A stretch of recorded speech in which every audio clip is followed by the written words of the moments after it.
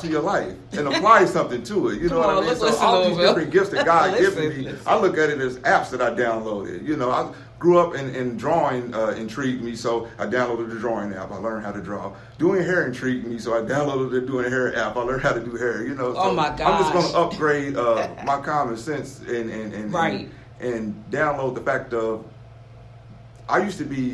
I've done terrible things. I can't say I've ever been a terrible person. I've done terrible things throughout my life. Absolutely. But even when I was doing terrible things, I love to have fun. Mm-hmm. So in thinking of that, when someone does something terrible, like guys who are making the wrong choice to do a crime, do something bad that's terrible, but they're doing it to go have fun, because as soon as they get finished doing something terrible, they'll buy a new outfit or whatever, hit the club and have fun, and have just so much fun. That's true. So imagine if the way you got money was the way you were having fun.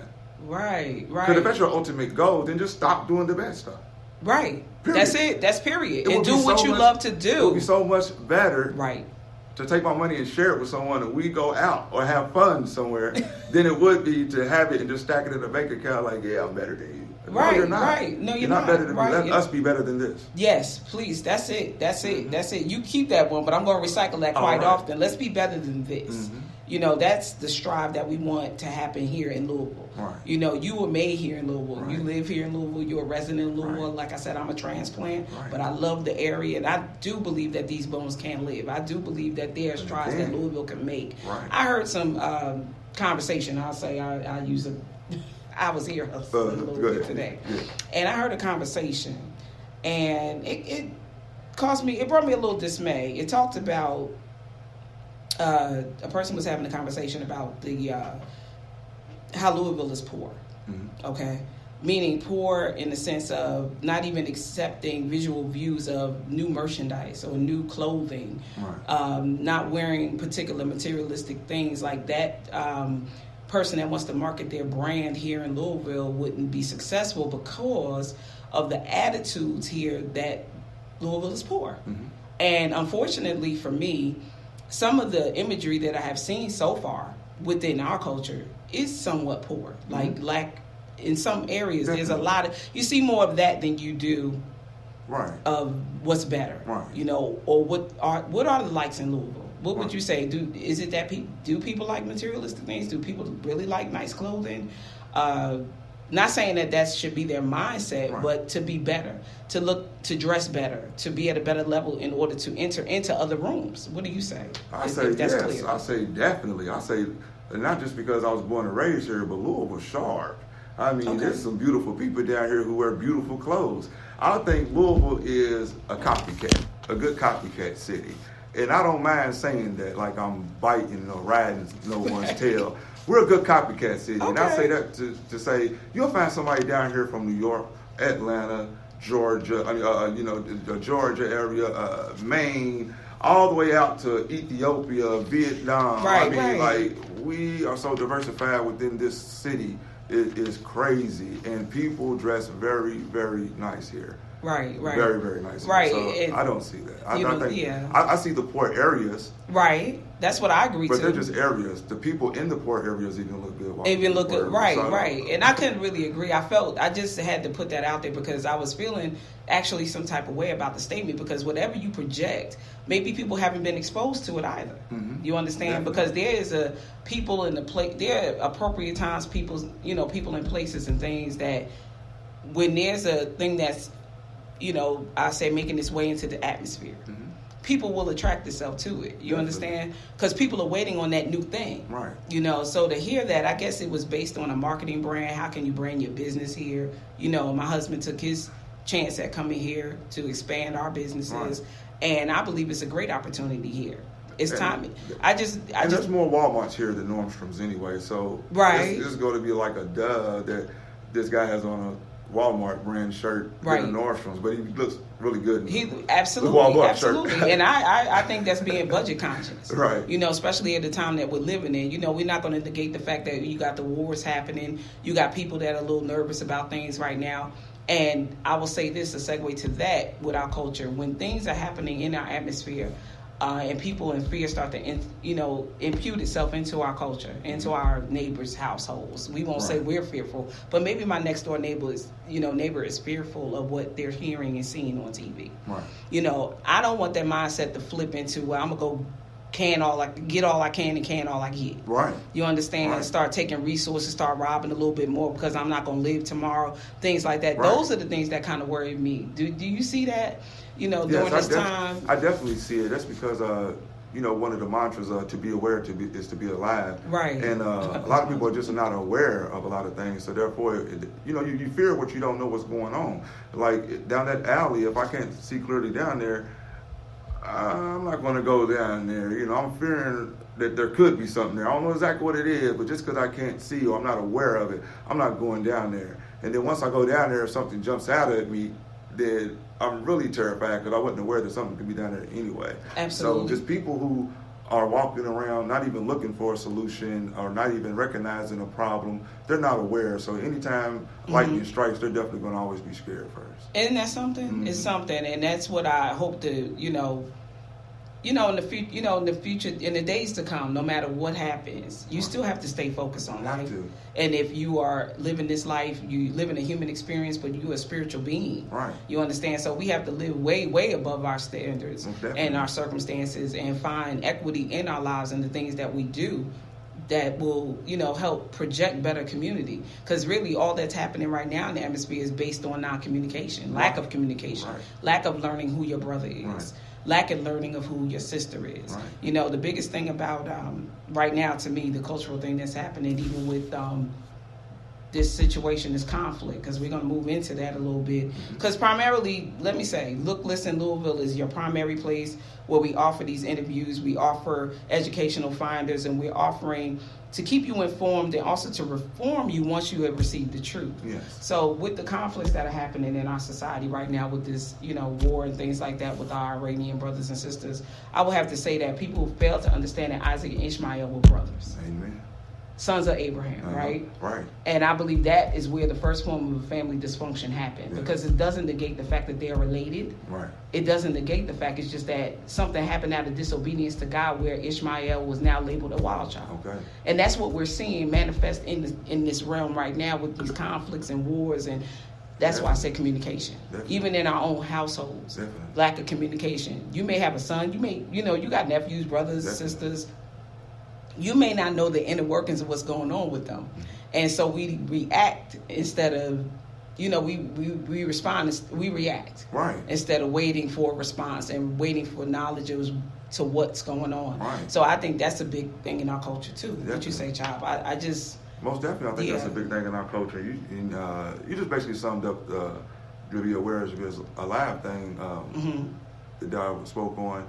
But to speak as far as like education within that too, that's why guys should stay on their child or stay on their selves as far as getting education or being knowledge. Because once you get education and knowledge, now you have different options you can choose from. Right. If you don't go out and seek to upgrade, then you're only going to stay at a certain level of things. Excuse me for being lost for words, but it's okay because we just having a conversation, and I think this conversation are the seeds to produce something great within our culture, because that's what really produced this show. I'm really on a search to find the ingredients that will help us to reform our communities, the true ingredients that we won't have a Black Lives Matter, because not a lot of people agree with Black Lives Matter, because like I said, I could actually be one in disagreement with that, because the person that violated my home, you understand, by stealing something from me, does that person's life really matter? Because obviously it doesn't matter to someone else, but now it matters to me. If that makes sense. Yeah, definitely. You understand? It's not to put any one group down. I just want to see the production and the results of what is happening within these groups and to change our culture. That's why Look, Listen, Louisville is very important. And I hope it's important to the listeners out there, because we're looking to recruit some new listeners to bring some positive feedback and some solutions. Because we could talk about the ugly sides or the negative sides, and we are on this consciousness thing, this awareness, like you said, to be aware is to be alive. Something my husband always says. However, okay, now that we're alive, we're living with conscious, what are we doing? Right. You understand? What do we do? And I'm saying it to myself, not anybody else, not pointing the finger or anything, because that's another thing. I'm telling you, yes. It's what am I doing? What are the results of things that I do? Because I believe what I do affects you. About. It does. It definitely does. You know, because we are here to touch one, reach one, teach one. Right. So whatever I'm presenting as a model, because that's another thing. You said this is a copycat city. That's funny to me. Because we're in a copycat society. Right. You know, that's why people don't share your vision, don't share these dreams. Yeah, because we're a copycat society. But what I say to that is we model. You know, it's like a parent. I have I found that with mentoring children, because I'm pretty sure you've done that. And in that, I would use I would give them a visual of a mother holding the hand of a child walking through the mall. That's all this mother is walking in the mall with a child that's looking at all these windows, all these storefront windows, all this merchandise, all these things, but know nothing about what's going on behind that glass. Know nothing really about what they see. Can't give you any explanation of what it is they're seeing, and the mom's still walking. Right. The baby's now home, had all this experience that the mother's not even aware of. Right. And that's what I think our society is. It's like a mother walking a child through a mall, and you still don't know what you're dealing with. You still, you know, you never got that inner workings of that conversation of what that person experienced. Right. You understand? Definitely. Yeah, and I think that's where things have to change as well. Definitely. You know, instead of us running underground and trying to hide and trying to, you know, bury ourselves with the issues of life and finding crutches to not confront life. Right. Right. Yes, definitely. I mean, I just think that's where we are. Right. Yeah, that's just where we are, child. And I think doing this midday show, I hope that we could, find our social inequities where we lack. Our social equity, meaning that we need to communicate more.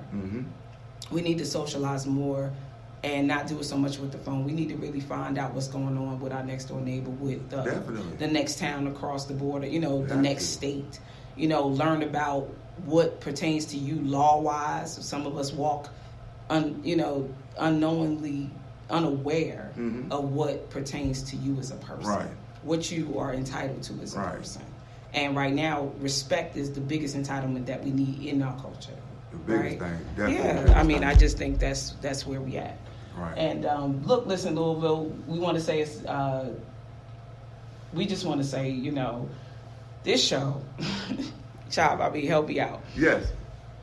Do you think is it time for a show like this? Yes, it's definitely time for a show like this. It's time for multitudes of shows like this. Right. Because that gets everyone to think, it means everyone is thinking on one accord. We do have different issues and whatnot, but once everyone is really starting to speak and really getting into it, unfortunately for myself, I don't think I'll see it this lifetime. Really? Yes, I'm sorry, and I can get into it if you have me back. But I am happy about today. I do believe for today I can affect somebody, or I know I can make sure that I am the best person I can be today. Right. And I know that's going to help someone, because someone helps me every day by being the best person they could be. I'm still here. There's people that die from car crashes, fires, shots. So somebody's making sure I'm safe today. Right. And I'm going to make sure somebody else is safe today. Well, we don't want the conversation to dry up, because, like I said, this conversation is a progressive one. And it also opens you up to your inner self. It also helps you to concentrate on what your defining moment is. It also teaches you or wants to expose you to thinking in a new positive light. Right.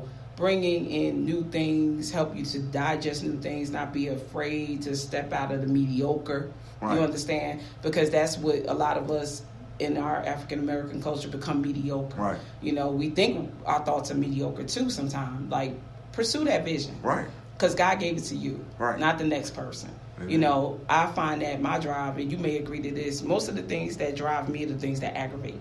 Mm-hmm. Things that bother me, I feel like I need to step up and try to change it. Yeah. Because now I'm accountable for what I've either been exposed to, what I've either heard, and I know the right from wrong in that situation. So things that agitate me is what promote me to get out here and talk. You have those inner conversations with yourself in the car on the drive home, on the drive to church. Right. Like, this bothered me. I'm in search of better days. How do we become better? So that mediocre lifestyle has to change. Right. You understand? Right. That's the mediocre is over. The mediocre is over. So what we want to do is we want to take a pause for the cause. We want to go ahead and segue into another good song. We're going to go ahead and give it to you right now.